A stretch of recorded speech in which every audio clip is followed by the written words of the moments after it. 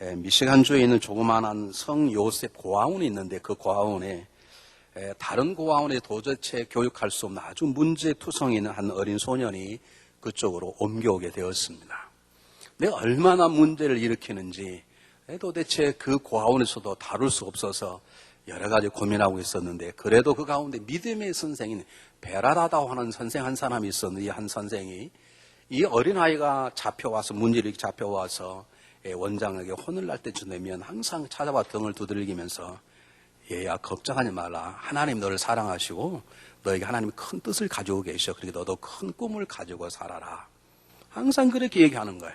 또 문제를 일으켜서 원장 앞에 불려가서 주의받고 한 번만 더 하면 너는 쫓겨날 거야 하고, 또 기가 죽어서 코가 빠져서 나오면 그 베라다는 선생님이 찾아와서 등을 두들기면서, 야 하나님 너를 사랑해, 그리고 하나님이 너를 사랑하기 때문에 어떤 계획을 가지고 계신데 너는 어떤 어려움 속에도 꿈을 잃지 마, 그렇게 말해주는 것이었습니다. 근데 얼마나 많은 문제를 일으켰던지 결국 그 고아원에 쫓겨나 길바닥에 내동댕이 치게 되었습니다. 그래도 고아원에서는 잘 곳이 있고 먹을 게 있는데 혼자 길바닥에 내버린 고아가 어떻게 살겠습니까?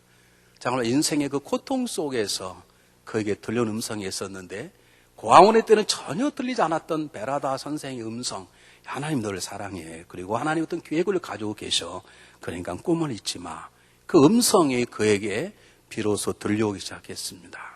그렇다, 세상 사람 나를 버렸지만 하나님 나를 버리지 않으시고 나를 사랑하신다면 내가 어떻게 할 것인가 생각하다가, 내가 이렇게 막 살 게 아니고 무언가 이래야 되겠다라고 결심을 하고 조그마한 피자 가게에 들어가서 피자를 만드는 조고문이 되기로 했습니다.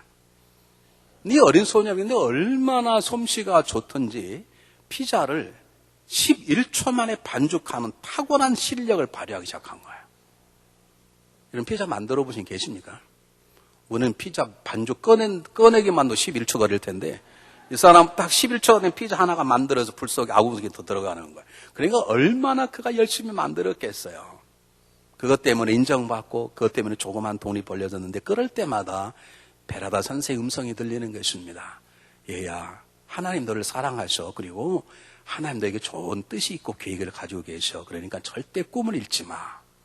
도대체 하나님이 나에게 주신 꿈이 무엇일까 생각하다가, 내가 조그만하지만 내 나름대로의 가게를 가져야 되겠다라고 생각하고 피자 가게를, 회사를 하나 차렸습니다.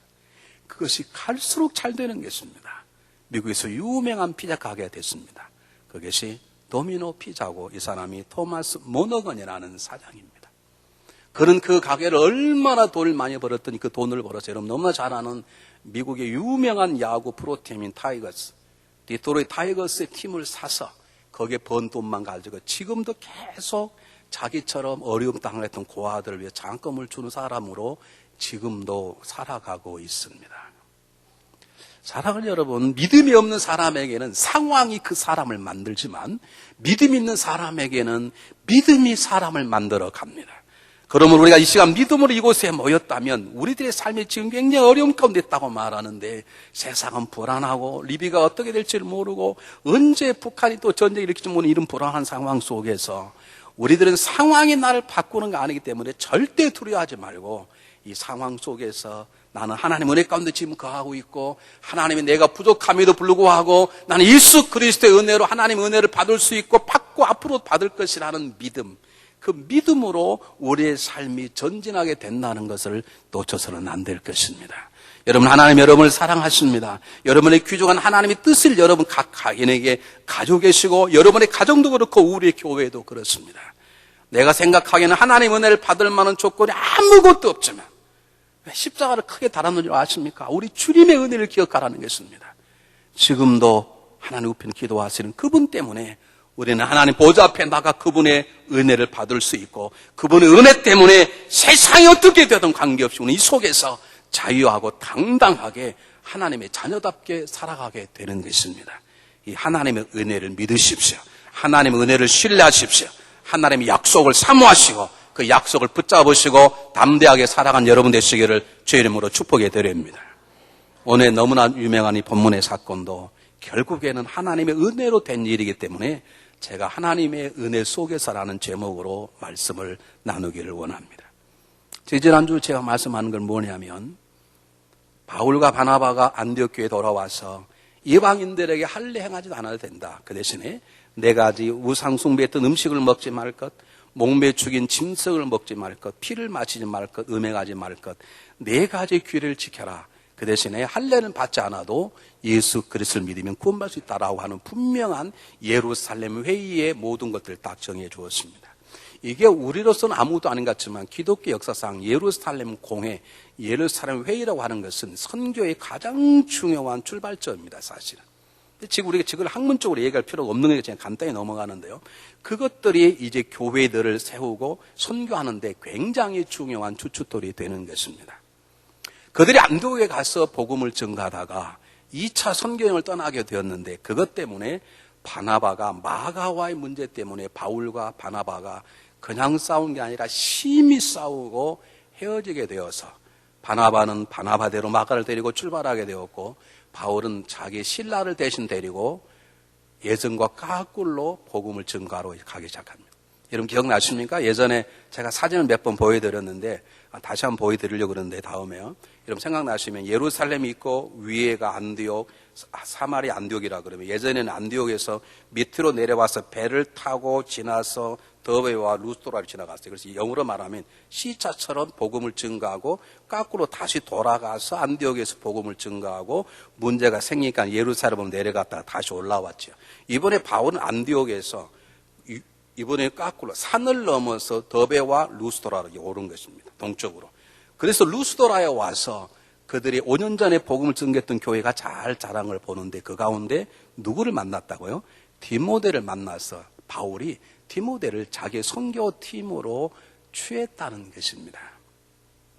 어떤 학자는 말하기를 5년 전에 루스도라라는 곳 여러분 잘 아는 것처럼 바울이 복음을 증가하다가 돌에 맞아 다 죽었죠. 죽은 줄 알고 성 밖으로 그의 몸을 던져버리는데 죽지 않고 살아났습니다. 그 돌에 맞아 죽어가던 바울을 치료해준 사람 가운데 한 사람이 디모데였을 것이라 그렇게 생각을 합니다. 왜냐하면 그렇지 않고 어떻게 이렇게 보자마자 디모데를 택할 수 있었을 것인가. 그런데 그건 추측일 뿐이지 성경이 침묵하고 있는 건 침묵하는 게 좋습니다. 잘 모릅니다.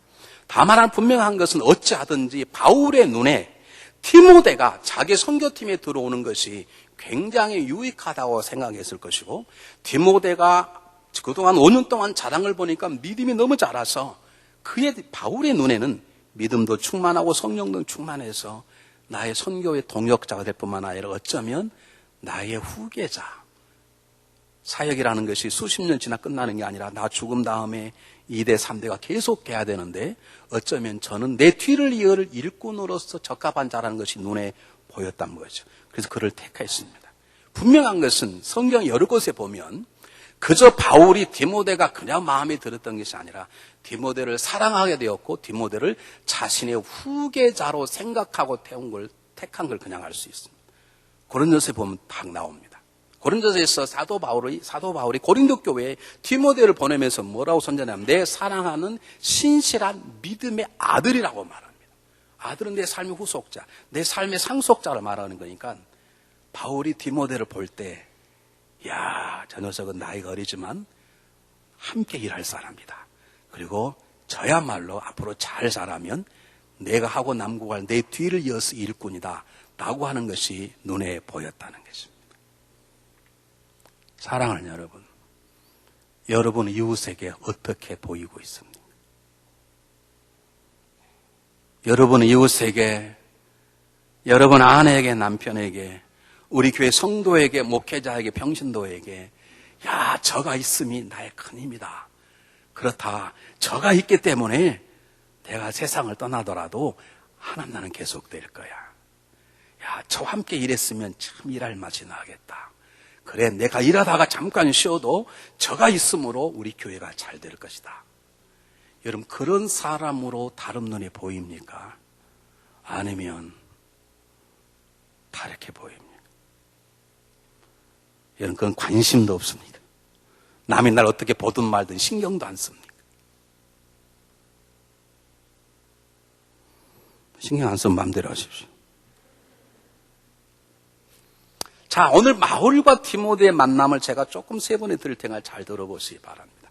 이 바울과 디모데의 만남은 그저 우연한 만남이 아니라는 거죠. 이것은 첫둘철미하게 하나님의 계획 가운데 된 것임을 알 수 있습니다. 왜 그러냐면 바울이 복음을 증거한 자로서 루스드라는 곳에 갔고 5년 전에 바울의 복음 증거하는 것을 디모데가 들어서 그도 복음에 맞는 신앙인이 되었고, 다시 말하면 두 사람을 연결시켜주는 것이 복음이란 말이죠. 복음이 아니었으면 바울과 디모데가 만날 이유도 없고, 복음이 아니었다면 바울이 디모데를 택할 이유도 없어. 그들이 만난 건 복음 때문이었다면 복음은 하나님의 계획입니다. 복음은 하나님의 역사입니다. 복음은 하나님의 섭리입니다.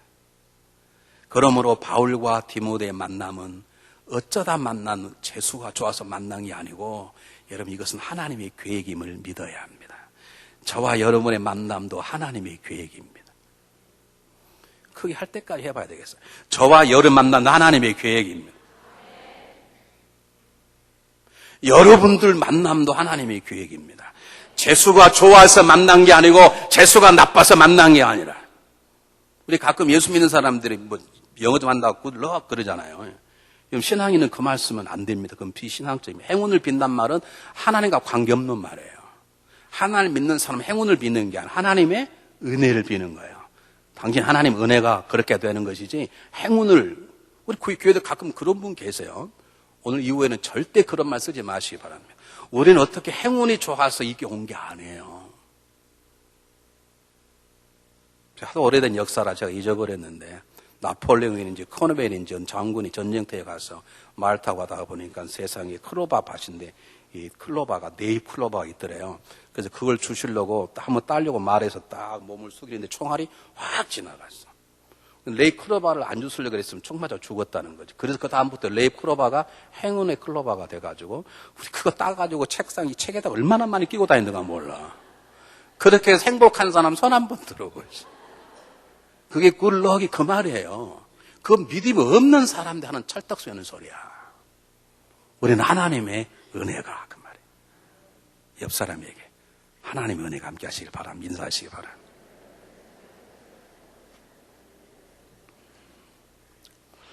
이 바울과 디모데의 만남은 하나님의 계획일 뿐만 아니라 은혜라는 이유가 뭐냐면, 바울이 디모를 만나는데 값을 지불한 게 없습니다. 디모데가 바울을 만나는데 값을 지불한 게 아니라고. 그저 바울이 디모데를 너 나를 따라오라. 예수 말 한마디에 그가 주님을 따라와서 평생 그를 아버지처럼 스승으로 모시고 살았고, 바울도 그가 필요하고 사랑스럽고 그것 때문에 그의 인생의 여정에 외롭고 모든 것들이 많은 상처를 해결하게 되었어요. 이게 거저 주신 하나님이 뭐라고요? 은혜라는 거예요. 29살 된 한 전도사에게 친구가 찾아와서, 야, 너 아무래도 결혼해야 되지 않겠냐? 그래, 난 별로 결혼할 마음이 없는데, 야, 그래도 어떻게 결혼해야지, 어떻게 혼자 목회하겠냐? 너 앞으로 목사 안 할 거야? 아, 목사는 해야 되지. 아, 그러면 결혼해야 되지. 야, 내가 아는 내 친구가 저 멀리 있는 학교의 선생인데, 그 선생 가운데 똑똑하고 예쁜 전도 선생인데 내가 소개시켜 줄게. 너 한번 만나볼래? 한번 만나보지.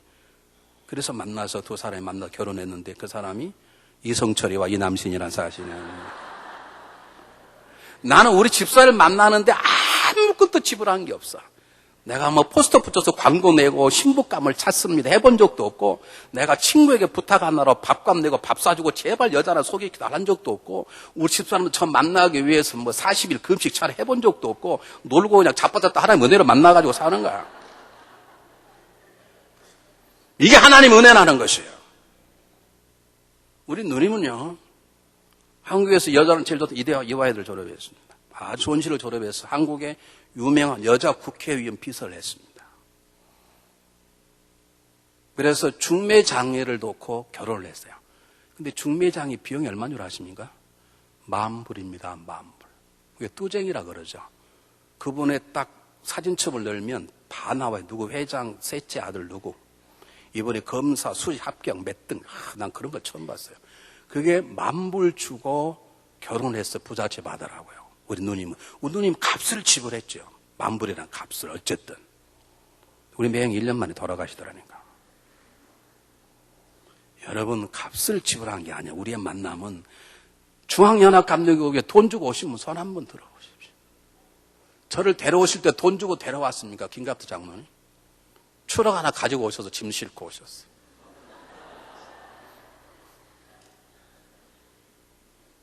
내가 뭐 이겨오려고 돈 주고 뇌물 주고 왔습니까?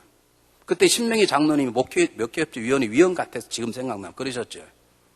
제가 지금도 잊어버리지 않아. 선보러 왔는데 그냥 가만히 있죠. 아이고 젊어서 좋네 그러시더라고요.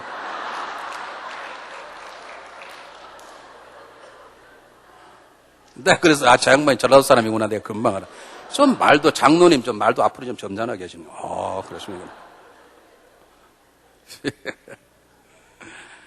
저와 여러분은요, 이거 하나님의 은혜로 그냥 공짜로 만난 거예요. 이게 보통이 아니에요.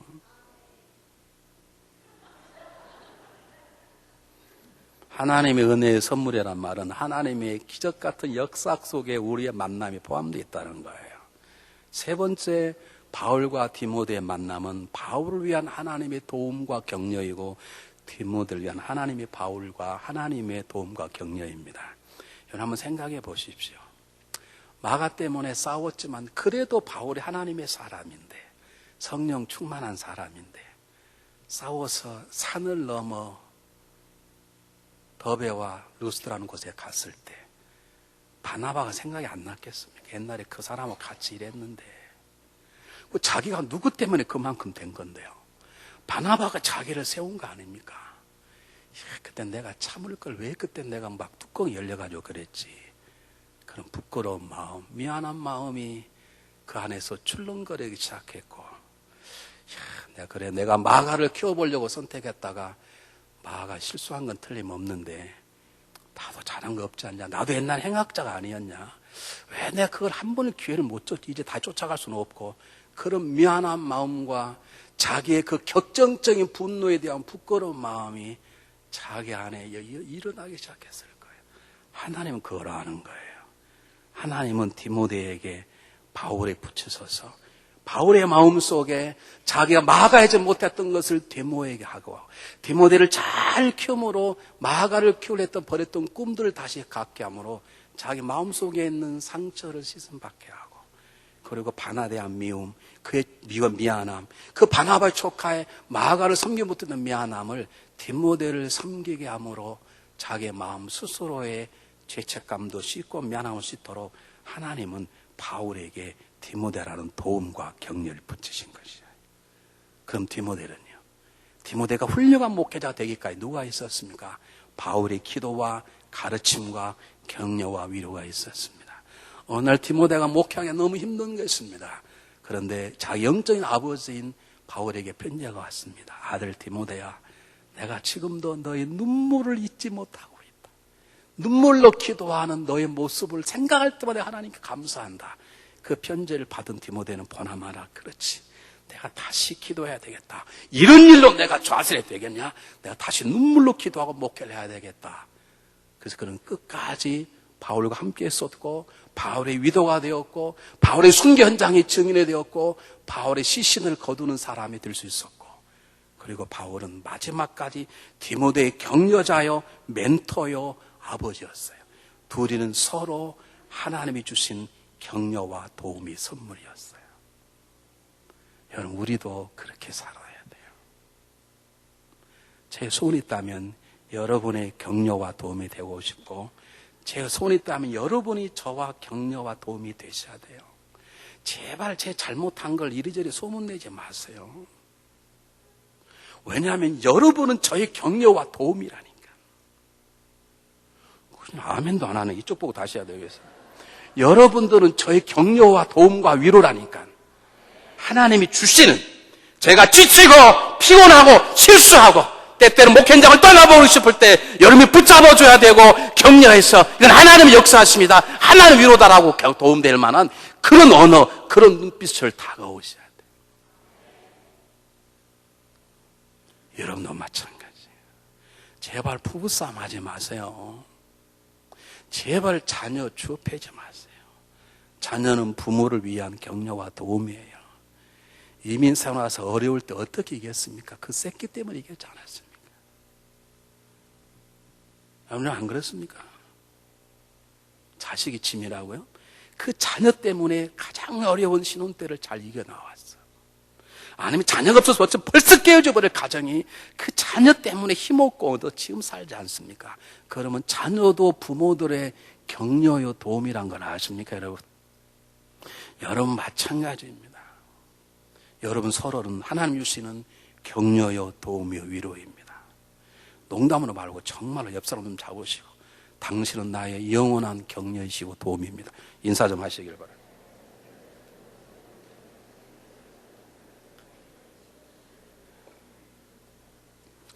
네 번째, 바울과 이 디모데의 만남의 네 번째 교훈은 뭐냐면 하나님의 가르치심입니다. 이들의 만남은 단순한 그냥 계획과 은혜와 도움과 격려와 위로의 선물뿐만 아니라 하나님이 바울에게 가르치는 거예요. 뭘 가르치느냐? 바울아, 너 혼자 일하는 게 아니야. 너가 아무리 탁월하고 내가 너를 아무리 크게 쓰려고 준비하고 있고 너가 놀라운 기도의 능력이 있고 너가 놀라운 모든 신학적인 능력을 가지고 있다 할지라도 너는 혼자 하면 안 돼. 너는 디모데의 도움이 필요해. 함께 일해야 돼. 그것을 가르치는 것입니다. 여러분, 하나님의 나라는 혼자 이루어가는 게 아닙니다. 그래서 예수님도 마지막까지 제자들을 데리고 갔습니다.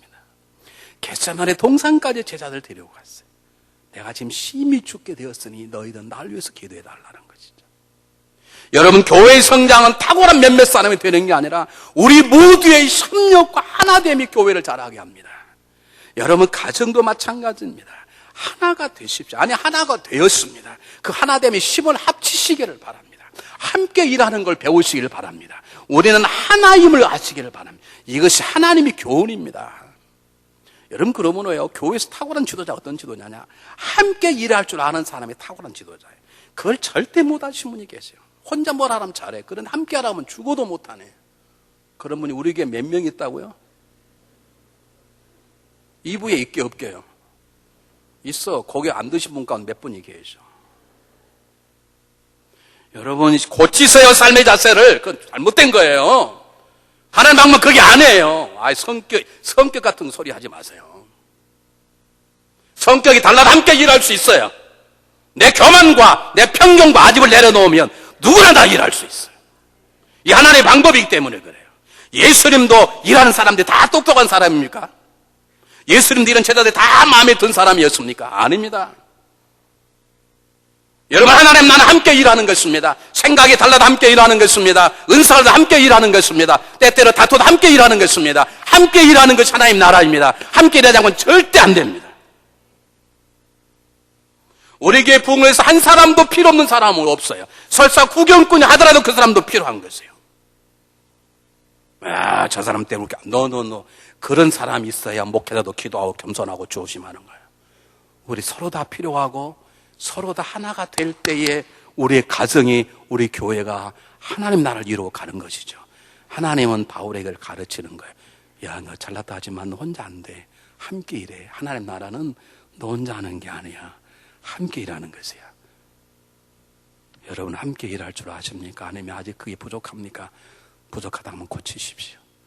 하나님은 우리가 함께 일하도록, 여러분이 아무리 뛰어나도 혼자 가지고는 절대 되지 않습니다.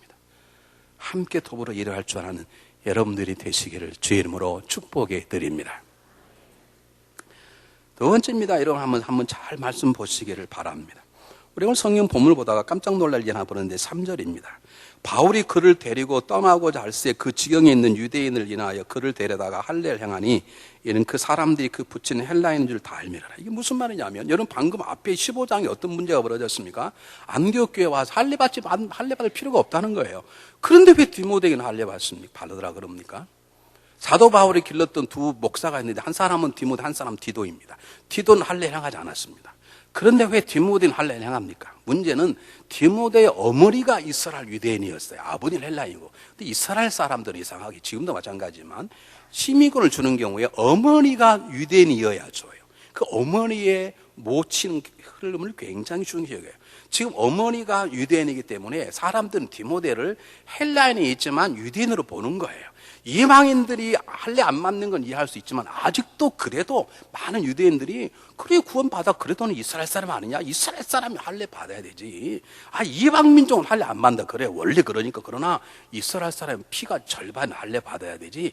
그렇게 시비 걸 수 있기 때문에 그 시비거리를 먼저 없애하기 위해서 디모데야 너 할례 받아라.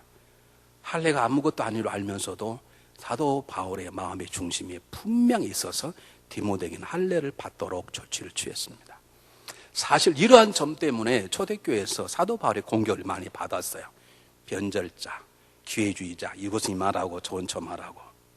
그런데 우리는 사도 바울의 진심을 고린도에서 자기에 나온 사명 선언문, 선교 자기의 방향에 대한 것을 분명히 읽을 때 왜 바울이 디모데에게 할례하는지 알 수 있습니다. 사도 바울이 고백했습니다. 내가 모든 사람에게 자유하는 스스로 자유를 버리고 모든 사람에게 종이 된 것은 모든 사람을 얻고자 위함이라. 내가 유대인에게 유대인처럼 대한 것은 유대인을 얻기 위함이고, 율법 아래에 있는 사람, 율법 아래는 말은 율법을 충분히 여긴 사람들은 나도 율법 아래에 있지 않고 자유하지만 율법 있는 저처럼 행동하는 것은 그 율법 있는 사람을 구하기 위함이고, 율법을 아예 무시하는 사람, 율법을 모르는 이방인들에게는 나도 율법을 모르는 사람처럼 대하는 건 나도 사실 하나님 안에서 그리스도 율법 안에 있는 자지만 율법이 없는 자처럼 대하는 건 내가 율법 없는 사람들을 구함이고, 약한 사람 약하게 대하는 약한 사람 구함이고, 내가 여러 사람에게 여러 모양을 나타내는 것은 몇 사람을 더 구원하기 위함이라. 이게 너무 중요한 것입니다. 우리 한번 함께 보겠습니다. 성경 똑같이 읽어보죠. 시작. 내가 모든 사람에게 자유하였으나 스스로 모든 사람에게 족이 된 것은 더 많은 사람을 얻고자 함이라. 유대인들에게는 내가 유대인과 같이 된 것은 유대인들을 얻고자 하며, 율법 아래 있는 자들에게 내가 율법 아래 있지 아니하나 율법 아래 있는 자가 된 것은 율법 아래 있는 자들을 얻고자 하며, 율법 없는 자에게는 내가 하나님께는 율법 없는 자가 아니요 도리어 그리스도 율법 아래 있는 자나 율법 없는 자가 된 것은 율법 없는 자들을 얻고자 함이라. 약한 자들에게 내가 약한 자가 된 것은 약한 자들을 얻고자 하며, 여러 사람에게 내가 여러 모양이 된 것은 아무쪼록 몇몇 사람들을 구원코자 하미니, 내가 복음을 위하여 모든 것을 행하면 복음에 참여하고자 함이라. 아멘. 복음 모든 사람에게 차별이 없습니다. 누구나 주 이름을 부르면 구원받을 수 있습니다. 그 변하지 않은 복음을 위해서 다른 걸 변화시키는 능력을 믿음의 능력이라고, 성숙한 능력이라, 이것을 열려진 마음이라 그래요. 이것을 없는 것을 고집쟁이라고 말해요. 여러분, 교회가 열려진 마음이 없으면, 변화되지 않을 불변할 진리를 붙잡고 그 외의 것들은 변화시킬 수 있는 당당한 용기가 없으면 교회는 절대로 성장하지 못합니다. 여러분, 유럽 교회가 쫄딱 망하고 있습니다. 지금 유럽계 통통 비어가는 교회들을 이슬람들이 들어와서 회당을 만들고 있습니다. 왜 그러느냐? 절대로 안 바꾸는 거예요. 어떻게 감히 제단 위에 올라와서 뭔 춤을 춰? 여러분, 여긴 제단이고 거기는 뭡니까 그럼? 예전에는 한국교 요 위에 여자들은 못 올라왔어요. 성경에 그런 게 있습니까? 예수님이 죽으실 때 뭐가 찢어졌다고요? 휘장이 찢어져 버렸어. 지성스러운 마음대로 달지. 여기나 거기나 똑같은 곳이에요. 여기나 여러분 집이나 똑같은 곳이에요. 여기나 다 똑같아. 근데 우린 지금도 어떻게 감히 그래서 절대로 지금도 여자들이 대표기도 하는 걸 허락하지 않는 교단이 너무 많아요, 지금. 여러분, 복음 변하지 않습니다. 그러나 그를 담는 그릇은 시대에 따라서 하나님 요청에 따라 바꿔집니다. 어떻게 감히 기타를 쳐? 그건 마귀다라는 짓이야. 그리고 계속 파이프 오르고 막 빠바바밤 찐거 다 나가고 아무도 안 남는. 자, 이 교회를 하면서 전적 오르간 파이프 오르간을 두려고 한번 불렀더니 조그만한 거 하나 하는데요, 7작짜리 하는데 50만 불을 돌려. 한국 사람이 만들면 독일에 있는 분. 근데 만드는 데만 2년 걸린답니다. 야구는 할 게 아니다. 그럼 전적 오르간을 두자. 그런데 이게 정말 우리 교회에 맞는 건가? 오늘 앞으로 찬양과 예배를 드리려고 찬양단을 세우려고 그러면 사실 저건 안 맞거든요. 그런데 교회가 갑자기 급변해도 안 되지 않습니까? 때로는 저걸로 해야 될 때도 있거든. 그래서 제가 고민하다가 저는 잘 모르면 하나님께 맡겨요. 하나님, 예산으로는 전적 오르간을 예산을 넣지 않겠습니다. 저게 보통 비싼 게 몇만 불 하거든요. 만약에 하나님 뜻이면 성도들을 성도가 하면 제가 하나님 뜻인 줄 받아들이고, 성도가 한 사람도 저걸 안 하면 안 하겠습니다. 그랬더니 한 가정이 저걸 냈어요, 몇만 불. 그래 하나님 뜻으로 받아들였어요. 우린 다 하잖아요. 찬양도 하고 저것도 하고 다 하잖아요. 제가 예전에 가운을 입었습니다. 가운을 입는 가장 중요한 이유는 저 같은 죄인을 이 십자가 보혈로 덮습니다라는 뜻을 보여주기 위해서 가운을 입습니다. 근데 가운 입으면 저는 훨씬 편합니다. 폼도 나고요. 촥 누러치면 키도 커 보이고요. 배도 안 보이고요. 다. 그리고 뭐 넥타이고 뭐고 신경 쓸 게 없어요. 이건 하려면 넥타이 다 칼라 맞춰야 되고요. 와이셔츠 맞춰야 되고 가운은 다 가려져 버리니까 저도 편해. 근데 왜 벗냐? 벗을 수 있다는 걸 보여주기 위해서. 교회는 변할 수 있다는 걸 보여주기 위해서 그러는 거예요. 왜 예배 순서를 바꾸냐고요? 바꿔줘도 된다는 걸 보여주기 위해서. 첫 번째 이유가 본질적인 복음이 변하면 안 돼요. 여러분 앞으로 예수 이름으로 기도하지 말고 마리아 이름으로 기도하십시오. 이러면 안 돼. 그러나 복음의 능력은 그대로 있고 본질이 있대. 이를 위해서 변할 수 있는 것들은 그때그때 변하는 용기, 이것이 열려진 마음이고 열려진 믿음이고 그럴 때 하나님 나라는 확장되어 나가는 것임을 믿으시기를 주의 이름으로 축복해 드립니다. 마지막입니다. 여러분 성경 마지막 보시기를 바랍니다.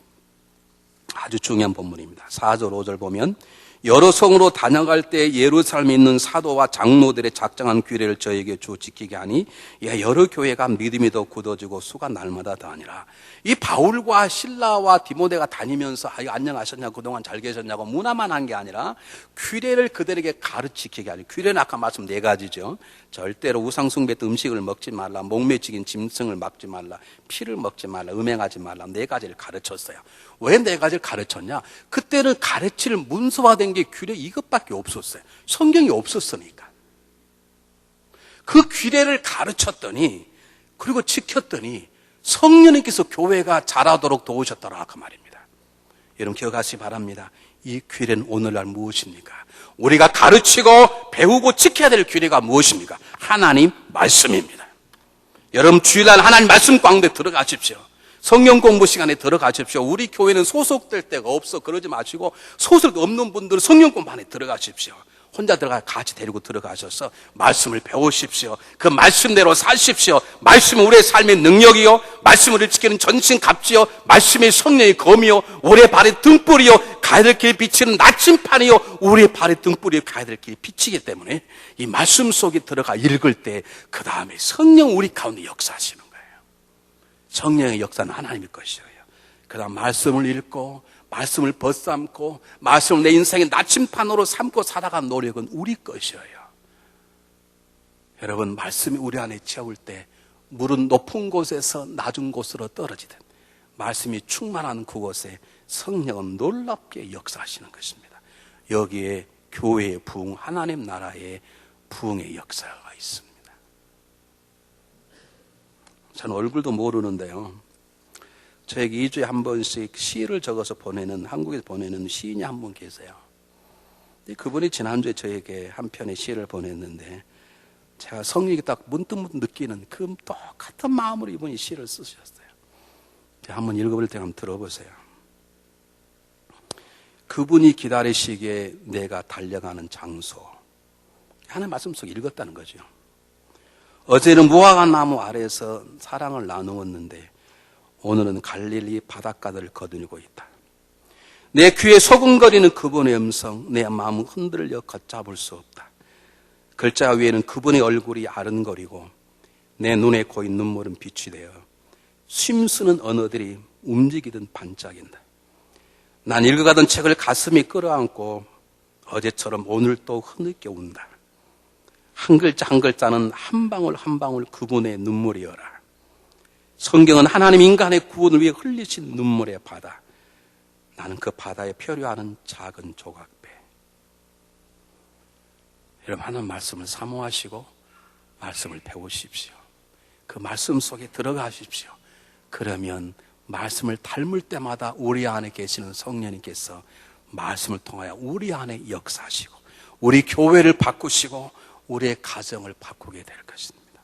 제발 생각하는 걸 내려놓고 말씀 속에 들어가십시오. 말씀을 붙잡고 우십시오. 말씀을 붙잡고 기뻐 뛰십시오. 여러분 그것없이는 우리 안에 진정한 성령의 역사는 일어나지 않습니다. 말씀이 우리 안에 채워지면 성령이 기뻐 춤추는 역사를 경험하게 될 것이고 우리는 그런 가운데 하나님의 은혜를 경험하게 될 것이고 그리고 우리도 바울과 디모데처럼 하나님의 은혜의 도구가 될 것입니다. 하나님의 은혜로 승리하는 한 주간 되시기를 주의 이름으로 축복해 드립니다. 기도하겠습니다.